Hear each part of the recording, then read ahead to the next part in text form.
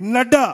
అదేవిధంగా ఇంతకుముందు వెంకటేష్ నేత గారు చెప్పారు, బీజేపీ ప్రెసిడెంట్ అంటే మొత్తం హిస్టరీలో ఇంత పెద్ద మెజార్టీ, ఇంత పెద్ద రాష్ట్రాలలో అధికారం ఎవరి ఆధ్వర్యంలో వచ్చిందంటే నడ్డా గారి ఆధ్వర్యంలో వచ్చింది అని చెప్పేసి, విద్యార్థి నాయకుడు, సక్సెస్ఫుల్ యువజన నాయకుడు, సక్సెస్ఫుల్ జాతీయ అధ్యక్షుడు కాబోయే రోజుల్లో మన నడ్డా గారు ఎక్కడ ఉంటారో ఒకసారి మీరు ఆలోచించాలి.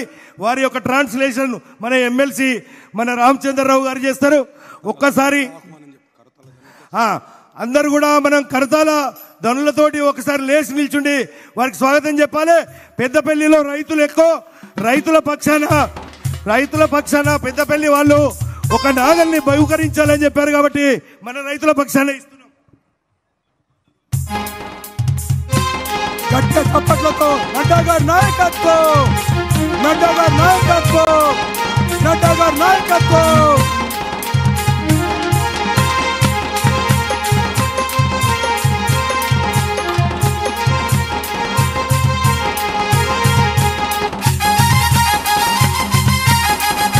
నడ్డా గారి నాయకత్వం, జేపీ నడ్డా గారి నాయకత్వం, నరేంద్ర మోడీ గారి నాయకత్వం.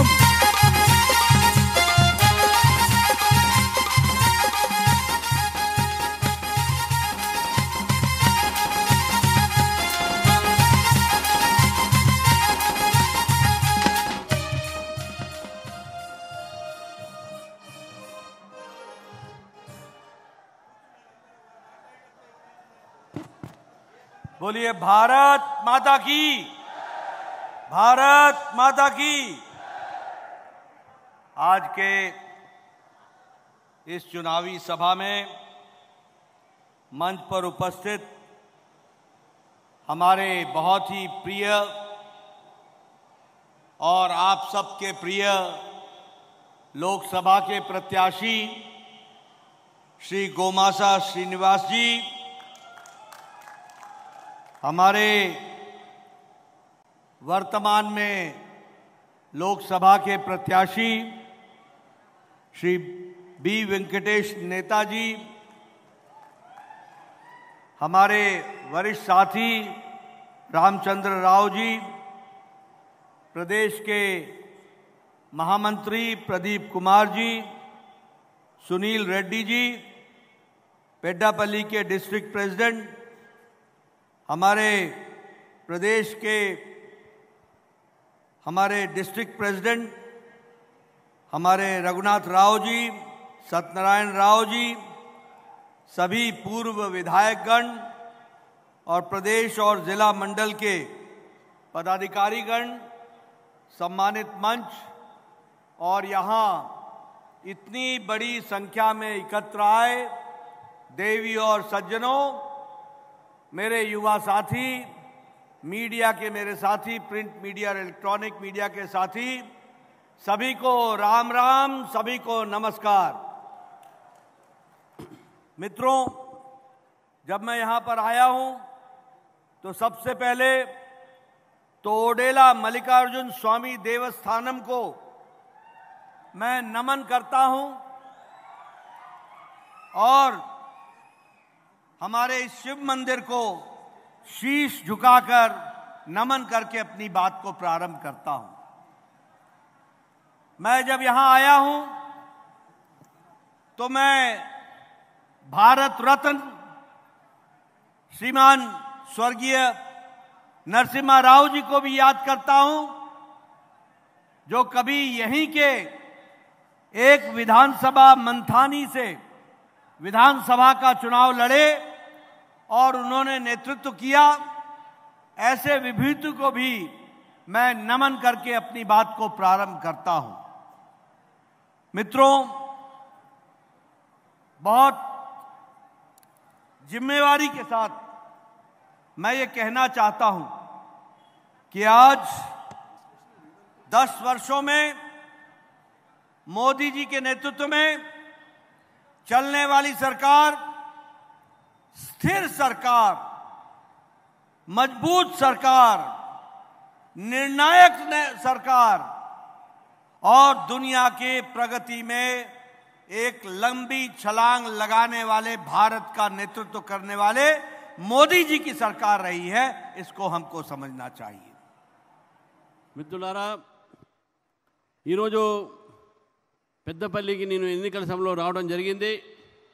ఇక్కడ మన అభ్యర్థి అయినటువంటి గోమాస శ్రీనివాస్ గారికి, అదేవిధంగా ఇప్పుడు ఉన్నటువంటి ఒక మెంబర్ ఆఫ్ పార్లమెంట్ ఉన్న వెంకటేష్ నేత గారికి, వేదికను అలంకరించిన మిగతా వాళ్ళందరికీ కూడా పేరు పేరున నమస్కరిస్తూ, ఇక్కడ వచ్చినటువంటి మీడియా మిత్రులకు, ఇక్కడ వచ్చిన కార్యకర్తలకు అందరికీ కూడా ఈ పెద్దపల్లి గడ్డపై నీ రావటము, ఆ మల్లికార్జున స్వామిని గుర్తు చేసి వారికి నేను నమస్కరిస్తూ, అదేవిధంగా ఈ ప్రాంతానికి చెందినటువంటి గతంలో పివి నరసింహారావు గారు మన భరతరత్న మొన్ననే మన ప్రభుత్వం ఇచ్చింది.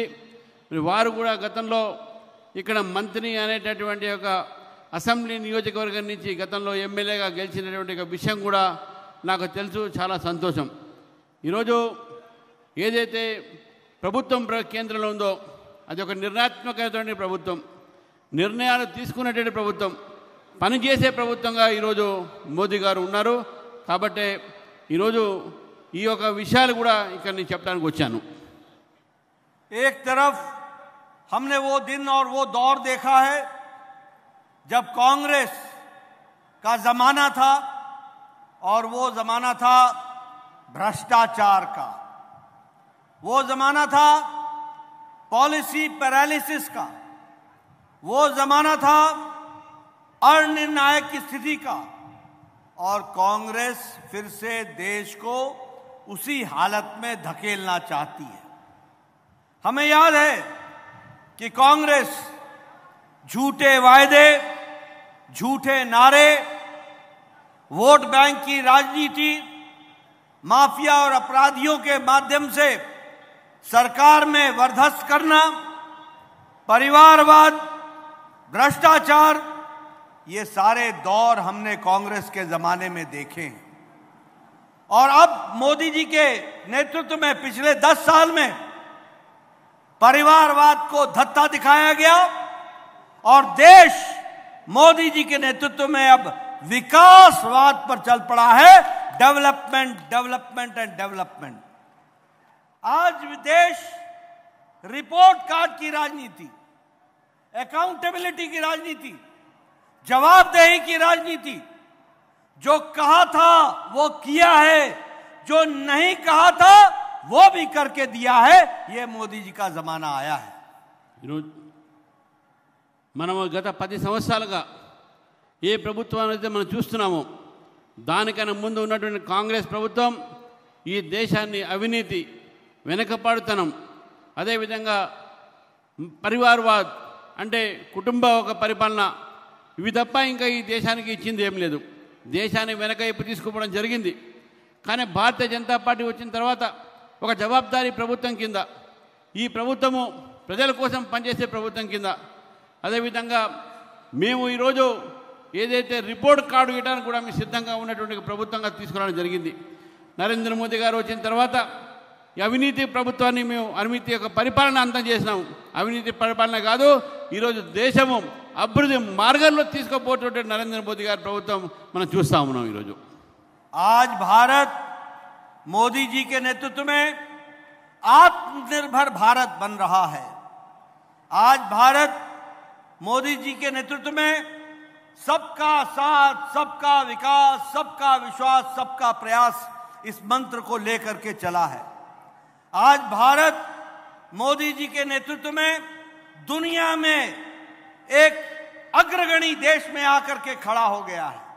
आज भारत मोदी जी के नेतृत्व में आर्थिक व्यवस्था में और अर्थ जगत में जो 11वें नंबर पर खड़ा था, आज मोदी जी के नेतृत्व में हमारी भारत की अर्थव्यवस्था 5वें नंबर पर आकर के खड़ी हो गई है। और आप गोमासा श्रीनिवास को जिताएंगे और आप मोदी जी को तीसरी बार प्रधानमंत्री बनाएंगे, भारत तीसरे नंबर की अर्थव्यवस्था बन जाएगा। मित्रों, मैं यहां यह भी बताना चाहता हूं कि ऑटोमोबाइल में भारत तीसरे नंबर पर आकर के खड़ा हो गया है। हमने जापान को पछाड़ दिया है। भारत फार्मास्यूटिकल्स में, दवाई बनाने में दूसरे नंबर पर आकर के खड़ा हो गया है। हमने दुनिया के देशों को पिछाड़ दिया है और आज भारत सबसे सस्ती और सबसे असरदार दवा बना रहा है। हमारा भारत आज पेट्रोकेमिकल्स में तीसरे नंबर पर खड़ा है। आज हमारा भारत इस्पात में, स्टील में दूसरे नंबर पर खड़ा है। और आपको जानकर खुशी होगी, 10 साल पहले आप अपने मोबाइल को जो इस्तेमाल करते थे उस पे लिखा होता था made in China, made in Japan, made in Taiwan, made in Korea. आज आप सबके मोबाइल पर लिखा है मेड इन इंडिया। మిత్రులారా, భారతదేశం ఈరోజు మోదీ గారి ప్రభుత్వంలో ఒక ఆత్మనిర్భర భారత్ వైపు వెళ్తూ ఉంది.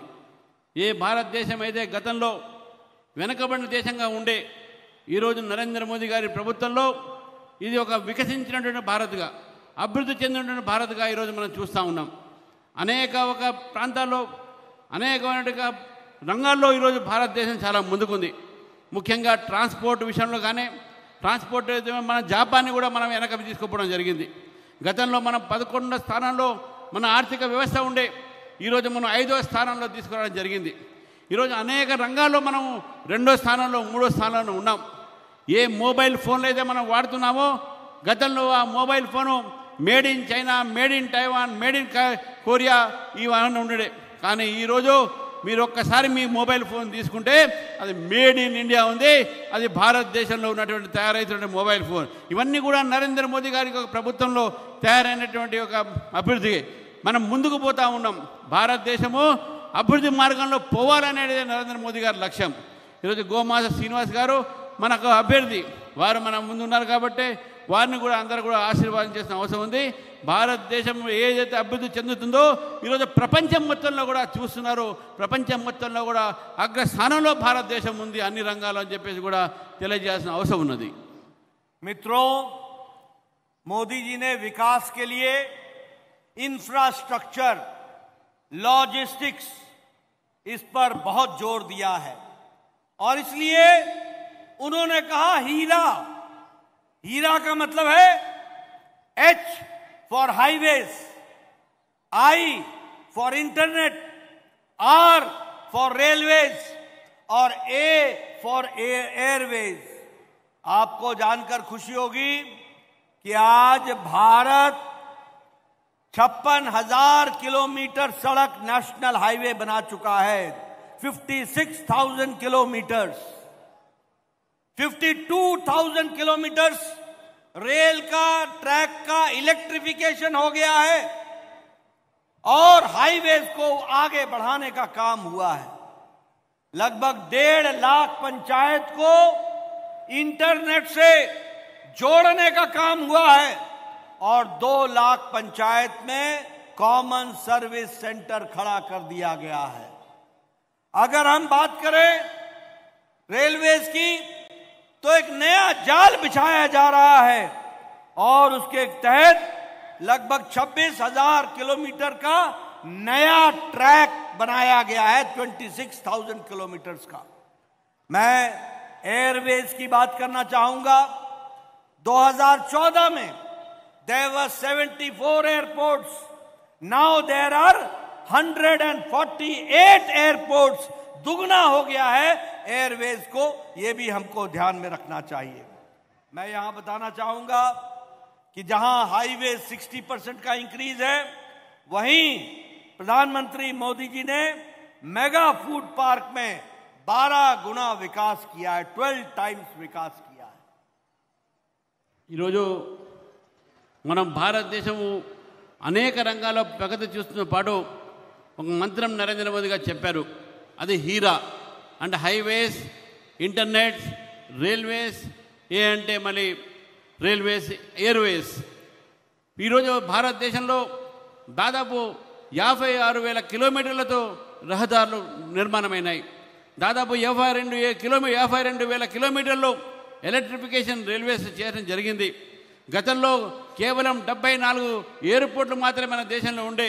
కానీ ఈరోజు నరేంద్ర మోదీ గారు వచ్చిన తర్వాత ఈ 10 సంవత్సరాల్లో 148 ఎయిర్పోర్ట్లు మనము నిర్మాణం చేసుకోవడం జరిగింది. ఈరోజు ఇదే కాదు, అన్ని రంగాల్లో కూడా ఈరోజు భారతదేశము దాదాపు 22 లక్షల గ్రామాల్లో ఈరోజు ఇంటర్నెట్ ఒక ఫెసిలిటీస్ తీసుకురావడం జరిగింది. ఈ ఇంటర్నెట్లు గ్రామాలకు తీసుకురావడంతో పాటు ఈ ఎయిర్వేస్ హైవేస్ ఇవన్నీ కూడా చాలా అభివృద్ధి మార్గంలో పోతున్నాము. కాబట్టి ఈరోజు ఇవన్నీ కూడా అభివృద్ధి జరిగిందంటే ఇది నరేంద్ర మోదీ గారి యొక్క సంకల్పం. అభివృద్ధి భారత్ని మనం నిర్మాణం చేయాలని చెప్పేసి ఆ అభివృద్ధి వైపు పోతున్నటువంటి విషయాన్ని కూడా మనందరం గమనించాల్సిన అవసరం ఉన్నది. मित्रों, प्रधानमंत्री जी ने 10 साल में गांव को सशक्त किया, गरीब को ताकत दी, दलित को ताकत दी और आत्मसम्मान दिया, आदिवासी की चिंता की, किसान की चिंता की, युवाओं की चिंता की और महिलाओं का सशक्तिकरण किया गया. आज प्रधानमंत्री गरीब कल्याण अन्न योजना में 80 करोड़ की जनता को 80 करोड़ पीपल और 80 करोड़ की जनता में 2 करोड़ लोग हमारे तेलंगाना के हैं जिनको 5 किलो गेहूं या 5 किलो चावल और 1 किलो दाल दिया जा रहा है. और इसके कारण भारत की गरीबी की रेखा के नीचे रहने वाले 25 करोड़ लोग आज मोदी जी के नेतृत्व में 25 करोड़ लोग गरीबी की रेखा से ऊपर आ गए हैं और उनका विकास हो गया है. ये हमको समझना चाहिए. प्रधानमंत्री किसान सम्मान निधि, इसमें 11 करोड़ 78 लाख किसान को हर चौथे महीने 2-2 हजार रुपए उनके खाते में जा रहा है, बैंक अकाउंट में जा रहा है. और आपको जानकर खुशी होगी कि इस 11 करोड़ में 36 लाख किसान तेलंगाना के हैं जिनके खाते में ये सामग्री जा रही है. अगर मैं यहां ये भी बताना चाहूंगा कि मोदी जी ने तय किया है कि ये प्रधानमंत्री किसान सम्मान निधि, प्रधानमंत्री गरीब कल्याण अन्न योजना आप गोमाता श्रीनिवास को भेजोगे और ये अगले 5 साल तक चलती रहेगी और गरीब को मिलेगी, इसकी चिंता की गई है. उसी तरीके से हम लोगों ने तय किया है मोदी जी के नेतृत्व में कि भारत अब दाल में और तेल में आत्मनिर्भर हो जाएगा, सेल्फ सफिशिएंट हो जाएगा. और हमने तय किया है कि आपके यहां जो श्री अन्न होता है, जो आपके यहां मोटा अनाज होता है, वह दुनिया का हब अब बनेगा मिलेट का, तो वो भारत बनेगा. इस तरीके से व्यवस्था की जा रही है. భారతదేశము ఈరోజు గ్రామీణ ప్రాంతాన్ని, బీదవాళ్ళని, రైతులకు, ఆదివాసీలకు, అదేవిధంగా షెడ్యూల్ తెగలకు వారి అభివృద్ధి కోసం నరేంద్ర మోదీ గారి ప్రభుత్వం పనిచేస్తూ ఉంది. ఈరోజు అనేక మంది ఈరోజు మనం చూస్తూ ఉన్నాం. వారందరికీ కూడా అభివృద్ధి కార్యక్రమాల్లో గ్రామీణ ప్రాంతంలో కూడా అభివృద్ధి జరుగుతూ ఉన్నది. ఈరోజు గరీబ్ అన్నదాత కింద ఈరోజు ఈ అయితే 7 కిలోల బియ్యము, 5 కిలోలు బియ్యము, 5 కిలోల బియ్యము, 7 కిలోల గోధుమలు, 1 కిలో పప్పు, ఇవన్నీ కూడా ఉచితంగా ఈరోజు ప్రజలకు ఇవ్వడం జరుగుతుంది. దాదాపు దేశవ్యాప్తంగా కూడా మన అన్ని రంగాల్లో కూడా మన ఒక ప్రొడక్షన్ పెరిగింది. ఆ ప్రొడక్షన్ పెరగడంలో ఈరోజు భారతదేశము చాలా ముందుకు వెళ్తే పోయింది. మన భారతదేశంలో 28 లక్షల మంది, ఈరోజు 28 కోట్ల మంది దరిద్ర రేఖ కింద పైకి వచ్చేసారు. అందుకనే మన దగ్గర బీపీఎల్స్ ఏది ఉంటాయో ఆ బీపీఎల్ కన్నా పైన వాళ్ళు ఎక్కువ పెరగడం జరిగింది.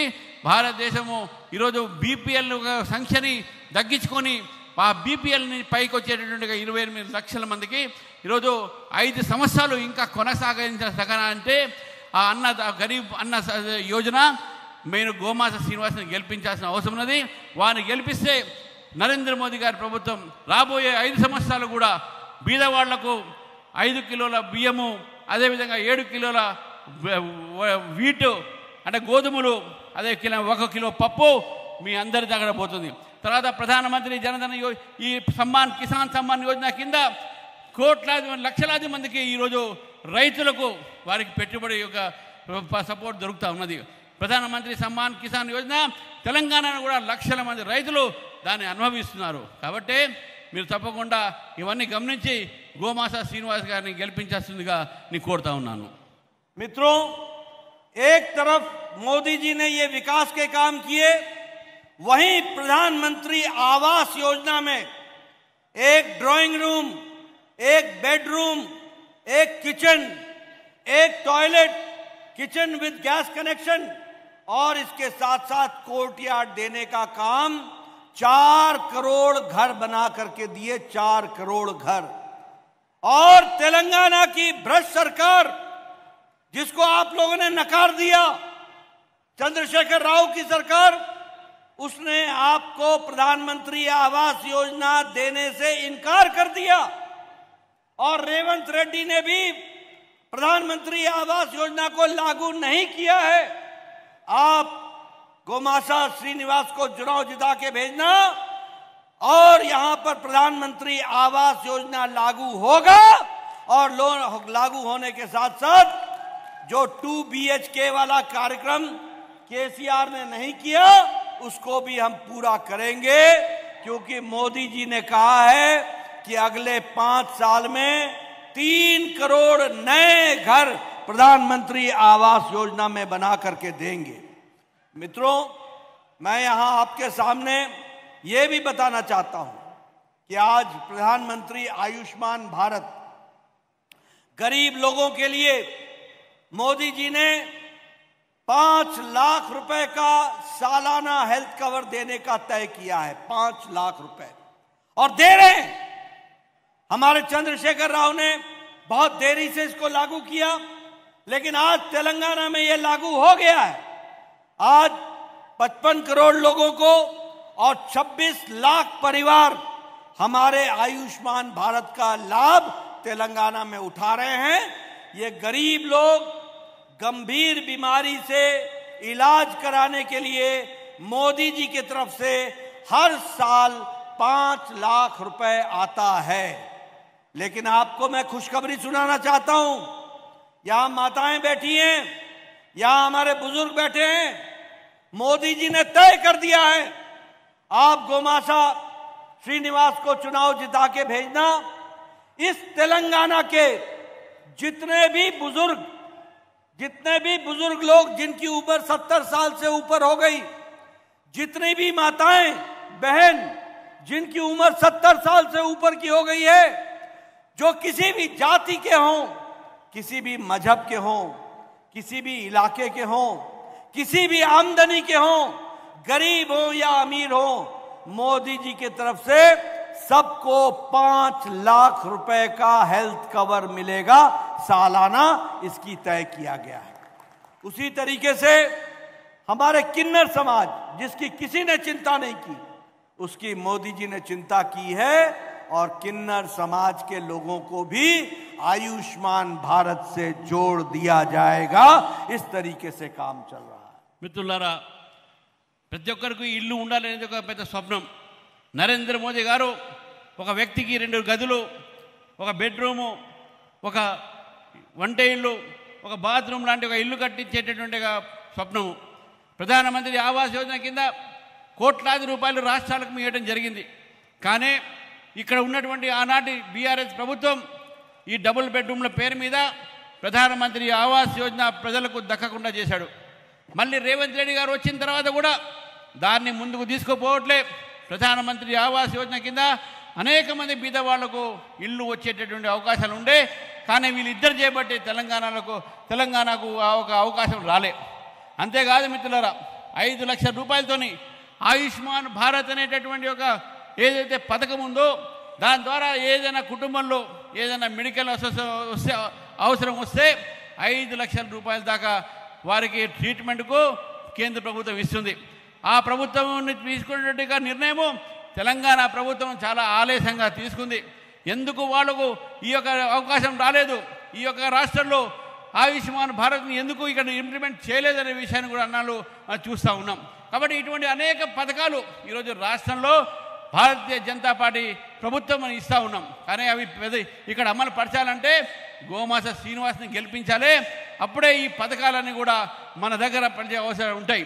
కాబట్టి ఈరోజు లక్షలాది మందికి ఈ యొక్క దేశంలో దీని మీద లాభం వస్తుంటే మన ఒక తెలంగాణలోనే దాదాపు 26 లక్షల కుటుంబాలకు ఈ యొక్క ఆయుష్మాన్ భారత్ కానీ ఇతర ఒక పథకాలు కానీ దాని యొక్క లాభం దొరుకుతూ ఉంది. అందుకే మీరు గోమాస శ్రీనివాస్ని గెలిపిస్తే కేంద్ర ప్రభుత్వం పథకాలు మన ప్రాంతానికి వచ్చే అవకాశాలు ఉంటాయని చెప్పేసి కూడా నేను కోరుతా ఉన్నాను. मित्रों, मैं यहाँ ये भी बताना चाहता हूँ कि तमिलनाडु के लिए जहाँ बजट में टैक्स के डिवोल्यूशन में पूरी ताकत से आपके विकास के लिए आगे कार्यक्रम हुआ है और 1,60,000 करोड़ रुपए 1.60 लाख करोड़ रुपए आपको टैक्स में यहां पर प्रधानमंत्री मोदी जी ने दिया है। और उसी तरीके से 1.10 लाख करोड़ रुपए आपको ग्रांट इन एड दिया गया।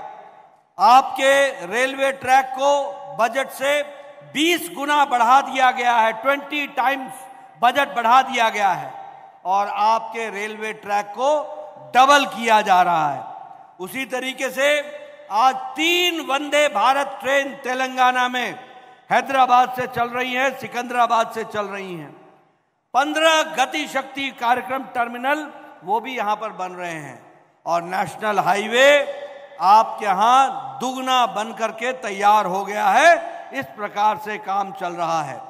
भारतमाला प्रोजेक्ट में आपका Hyderabad Indore economic corridor, Surat Chennai economic corridor, Hyderabad Panaji economic corridor और हैदराबाद विशाखापट्टनम कॉरिडोर, ये सारे विकास के नए आयाम लिखे जा रहे हैं, जिससे आज आंध्र प्रदेश का विकास, आज तेलंगाना का विकास का पूरी की पूरी ताकत के साथ कार्य चल रहा है। मैं यहाँ ये भी कहना चाहूँगा कि जब मैं यहाँ पर आया हूँ तो बताना चाहूँगा कि Ramagundam fertiliser chemical limited Ramagundam वह भी फिर से शुरू कर दिया गया है, उसको भी फिर से शुरू कर दिया गया है। उसी तरीके से 926.22 किलोमीटर का नया रेलवे ट्रैक तेलंगाना के लिए अप्रूव हो गया है। और आपको जानकर खुशी होगी कि 450 किलोमीटर का नेशनल हाईवे 63 यह जगदलपुर से निजामाबाद वाया धर्मपुरी इन पेड्डापल्ली से हो करके जाएगा। ये नया विकास का काम चल रहा है।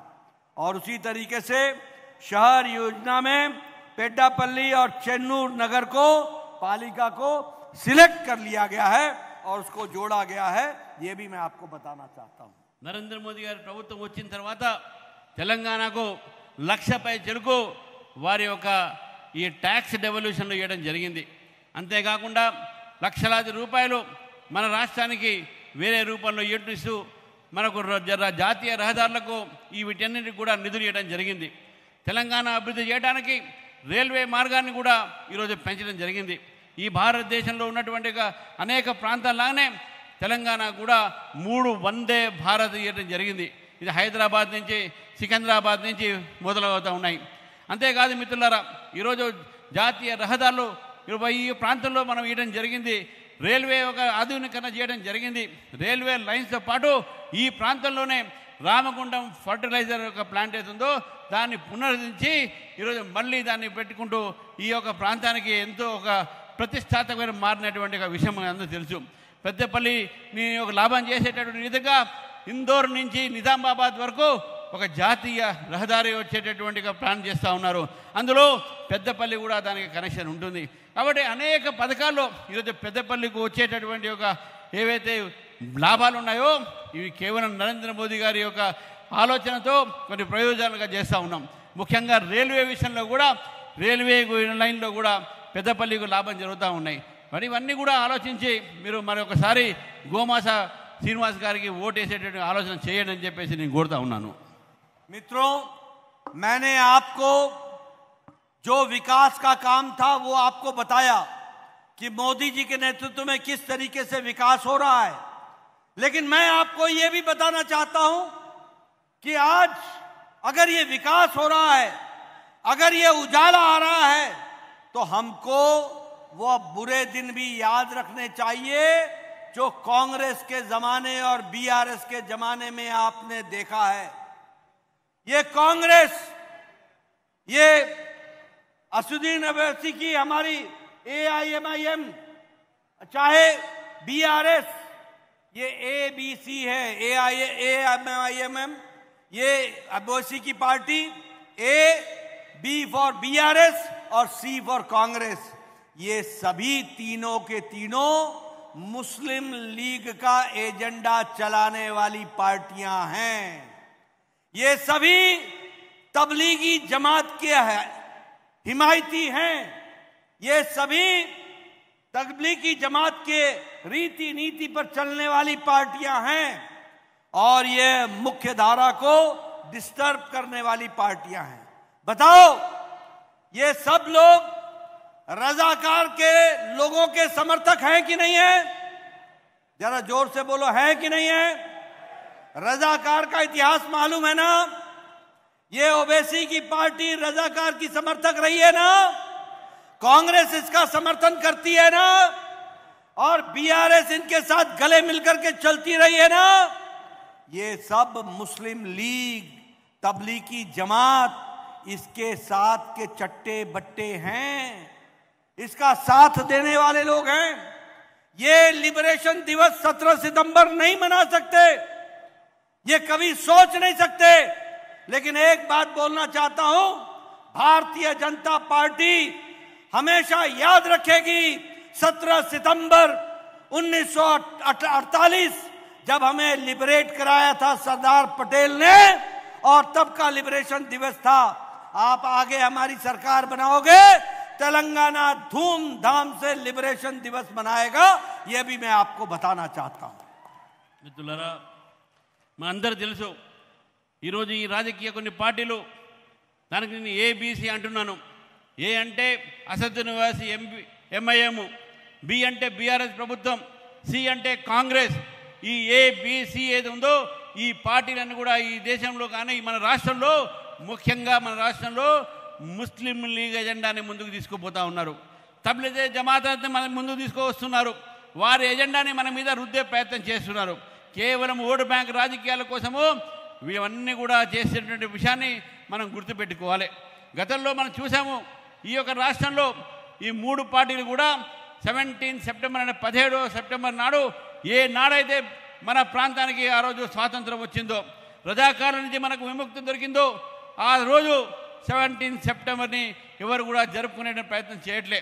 కానీ ఆ రజాకారులని, ఆ రజాకారు యొక్క ఎజెండాని, ఆ రజాకారు సంబంధించిన చరిత్రని మన మీద రుద్దే ప్రయత్నం చేస్తున్నాడు. భారతీయ జనతా పార్టీ వచ్చిన తర్వాత డెఫినెట్గా ఈ 17 సెప్టెంబర్ని జరుపుతా ఉన్నాం, మేము జరుపుకుంటున్నాం. ఆ రోజు వచ్చినటువంటి యొక్క మనకు స్వాతంత్రము మనం దాన్ని ముందు తీసుకుపోవాలి. కానీ ఈ ఓటు బ్యాంక్ పాలిటిక్స్ ద్వారా మనందరం కూడా వెనకబడిపోతున్నాం. కాబట్టి ఈ యొక్క 2-3 పార్టీలు కూడా ఈ ముస్లిం లీగ్ ఎజెండా మన మీద రుద్దడానికి అవకాశం ఇవ్వకూడదని చెప్పేసి నేను కోరుతా ఉన్నాను. आजकल राहुल गांधी बोलते हैं कि मोदी जी के नेतृत्व में रिजर्वेशन खत्म हो जाएगा। मैं यहां बोलना चाहता हूं, उल्टे चोर कोतवाल को डांटे, खुद चोरी करो और दूसरों पर इल्जाम लगाओ। आप देखिए, इनका मैनिफेस्टो उठा करके देखिए, 2009 का मैनिफेस्टो उठा के देखिए, चाहे 2024 का मैनिफेस्टो उठा करके देखिए, इन्होंने हमेशा हमारे दलित भाई, हमारे आदिवासी भाई, हमारे पिछड़े OBC, हमारे अति पिछड़े, इनके रिजर्वेशन पर बारंबार डाका मारा है, बारंबार, एक बार नहीं बारंबार। जब 2004 में आंध्र प्रदेश यूनाइटेड था और कांग्रेस पार्टी की सरकार थी जिसमें तेलंगाना भी जुड़ा हुआ था, उस समय इन्होंने 4 बार एससी दलित भाई, एसटी आदिवासी भाई, हमारे ओबीसी, इनके रिजर्वेशन पर डाका डाल के मुस्लिम को रिजर्वेशन देने का काम किया था।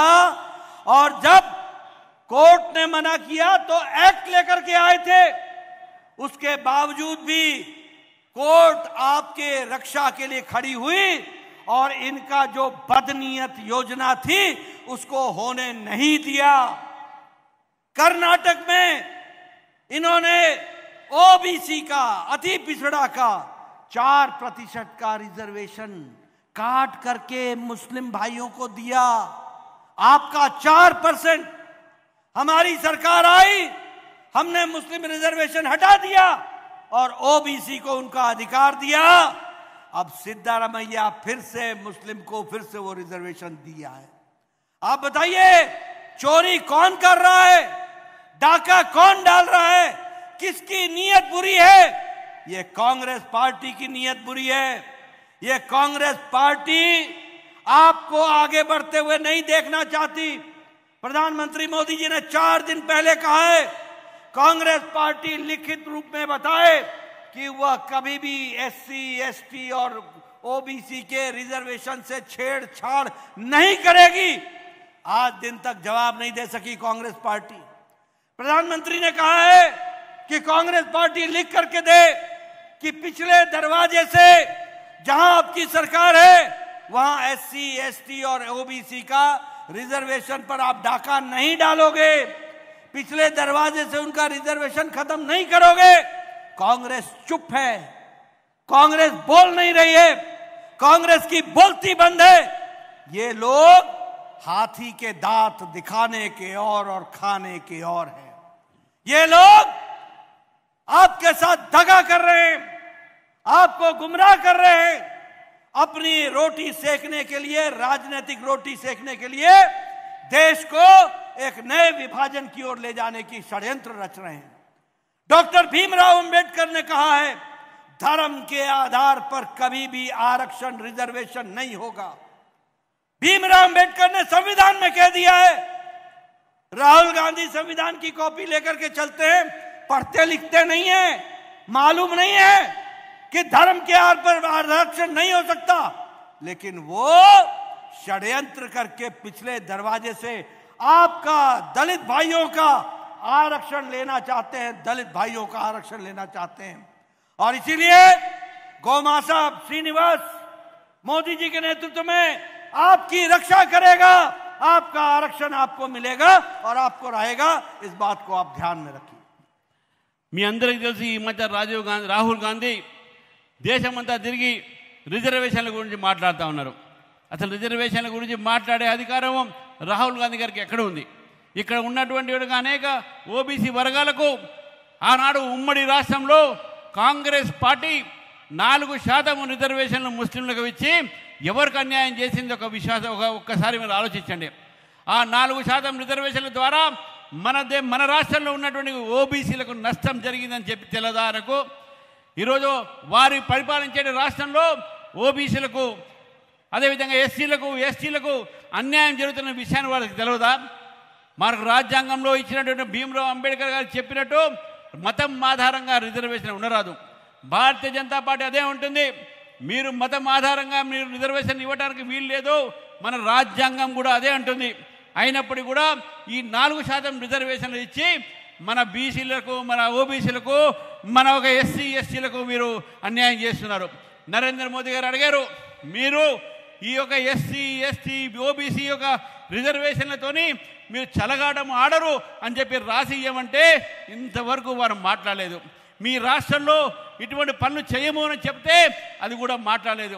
కర్ణాటకలో కూడా 4% రిజర్వేషన్ ఈ విధంగా ముస్లింలకు ఇచ్చి అక్కడ ఉన్నటువంటి ఓబీసీలకు నష్టం జరిగింది. కానీ భారతీయ జనతా పార్టీ ప్రభుత్వం వచ్చిన తర్వాత దాన్ని తీసేశారు.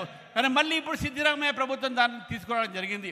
మనకు రాజ్యాంగంలో ఉన్నది మన ఒక వర్గాన్ని రక్షించుకోవాలంటే ఈ రిజర్వేషన్లు మతం ఆధారంగా తీసేయాలి అని చెప్పి భారతీయ జనతా పార్టీ నమ్ముతుంది. మీరు గోమాత శ్రీనివాసన్న గెలిపించంటే ఇటువంటి రిజర్వేషన్ రద్దు చేసి ఓబీసీలకు ఎస్సీలకు ఎస్టీలకు న్యాయం చేసే విధంగా భారతీయ జనతా పార్టీ పనిచేస్తుందని చెప్పేసి కూడా తెలియజేస్తా ఉన్నాను. मित्रों, 3 बातें और बताऊंगा आपको. ये कांग्रेस पार्टी राम विरोधी पार्टी है, राम विरोधी पार्टी. ये कांग्रेस पार्टी सनातन विरोधी पार्टी है, सनातन विरोधी पार्टी है. ये कांग्रेस पार्टी राष्ट्र विरोधी ताकतों के साथ हाथ मिलाने वाली पार्टी है, हाथ मिलाने वाली पार्टी.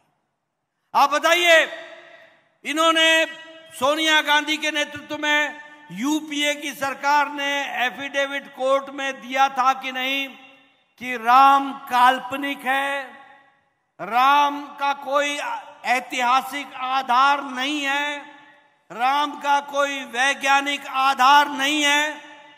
क्या कपिल सिब्बल ने कोर्ट में नहीं कहा था कि राम जन्मभूमि का किस्सा इसको टालो, लटकाओ, अटकाओ, भटकाओ?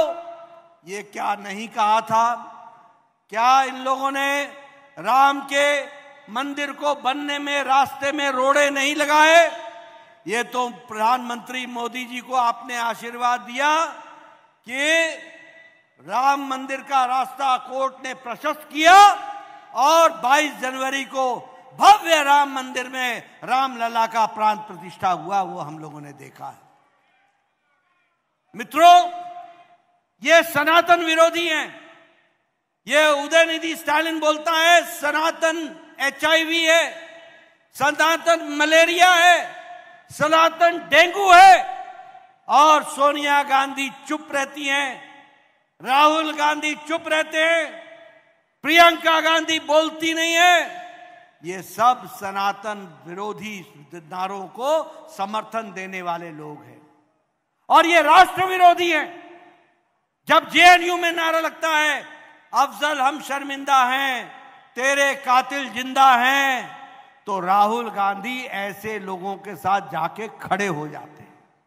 जब जेएनयू में नारा लगता है भारत होंगे टुकड़े टुकड़े इंशाअल्लाह इंशाअल्लाह, तो ऐसे लोगों को राहुल गांधी एमपी का टिकट देकर के चुनाव लड़ाते हैं. ये लोगों को देश से कुछ लेना देना नहीं है.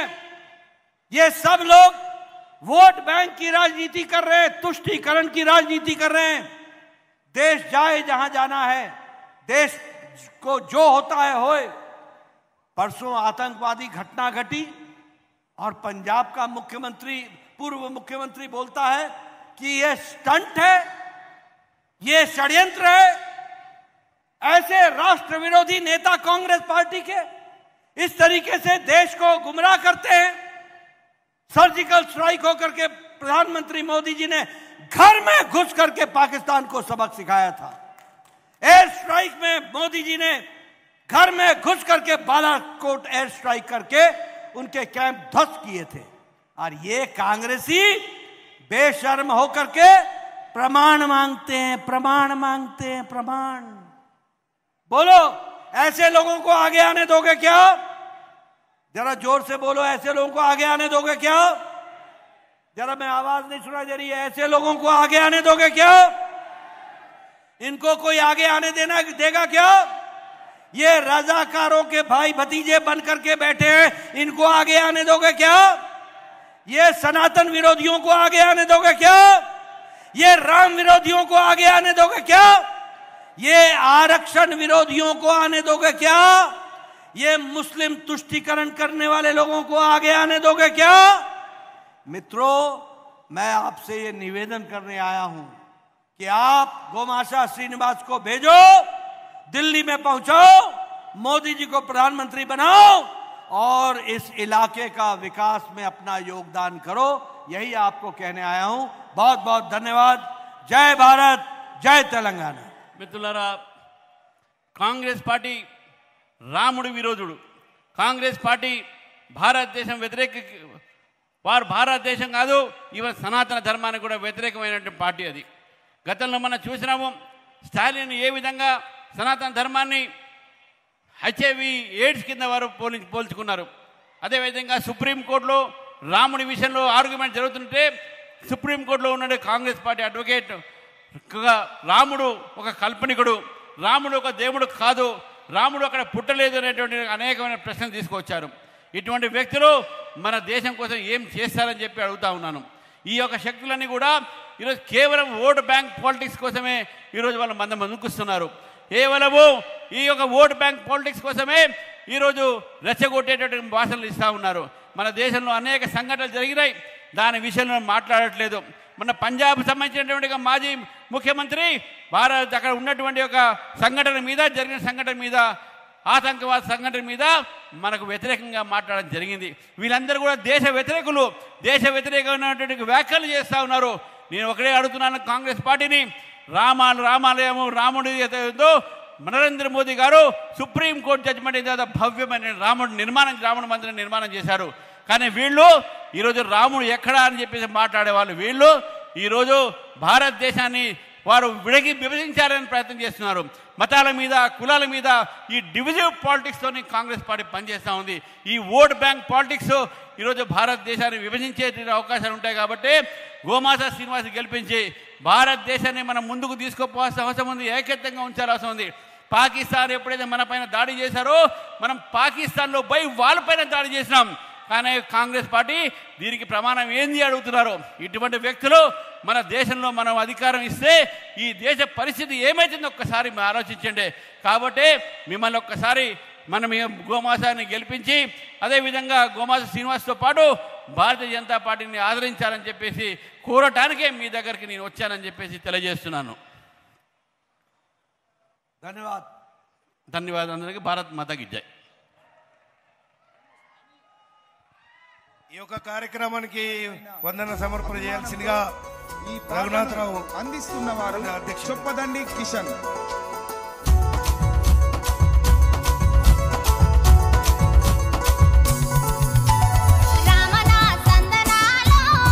బీజేపీ